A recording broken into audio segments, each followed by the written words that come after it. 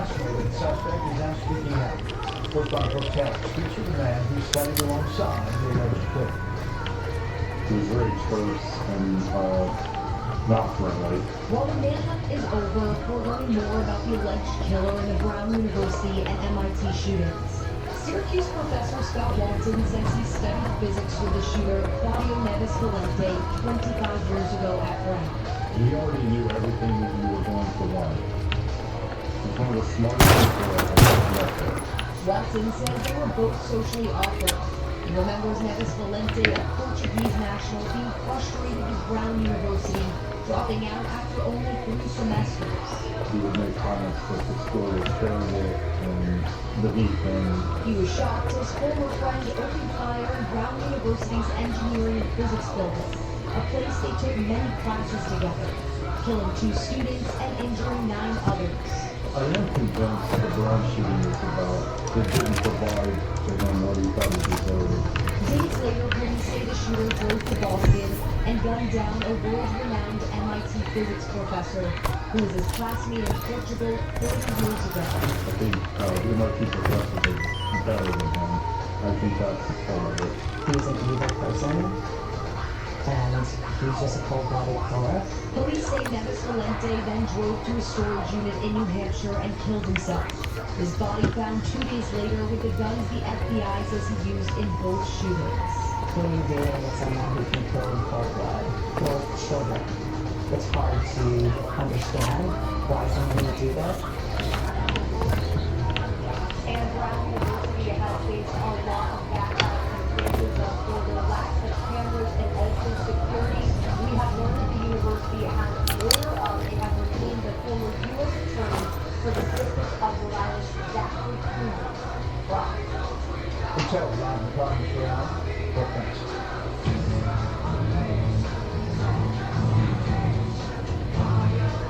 Ukrainian President Volodymyr Zelensky says initial drafts of U.S. peace proposals for its war with Russia meet many of his country's demands. The U.S. held separate talks with both sides in the war over the weekend, with one attack on Russian soil killed a top Kremlin military official. Senior Foreign Affairs correspondent Greg Talcott shows us what he stands for. Murder in a Moscow suburb. A car bomb kills top-ranking Russian general Emil Savarov, in charge of training troops to fight in Ukraine. Russia claims responsibility in Ukraine has done this week alone. States investigators are pursuing lines of inquiry. One of these is that the crime was perpetrated by Ukrainian intelligence services. This is Moscow continues to pound targets in Ukraine, especially at the border network, as cold winter closes in. Meanwhile, over the weekend in Florida, more talks to try and end the war.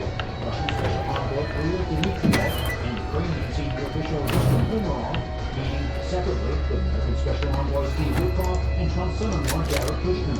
Witkoff calling both sets of negotiations productive and constructive. Speaking with diplomats in Kyiv, Ukrainian President Volodymyr Zelensky sounded positive. Overall, it looks quite solid at this stage.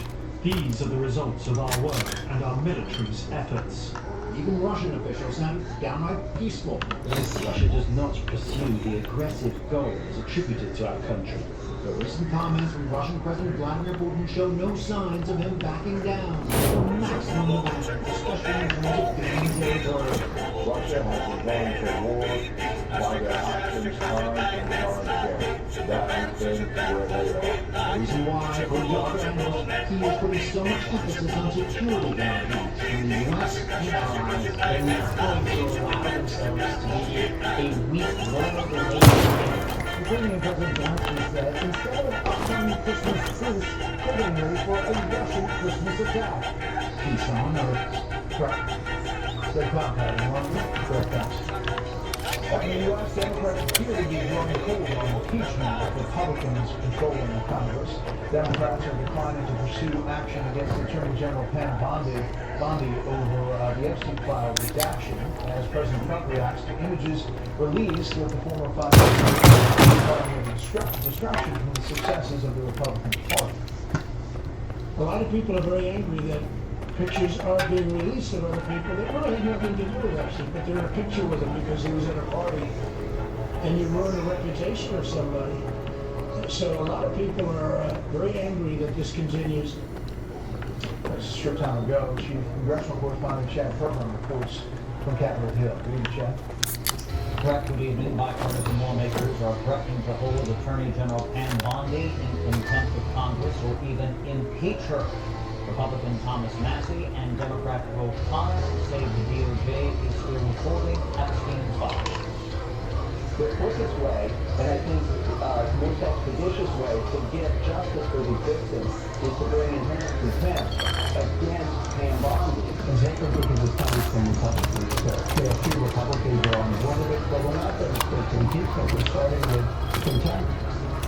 December 19th was the deadline to release all files. The DOJ contends it's complying with the law passed by Congress. Bring it on. We're doing everything we're supposed to be doing to comply with this statute. And Congressman Massey and these other colleagues that are coming out speaking negatively about Director Patel, the Attorney General, have no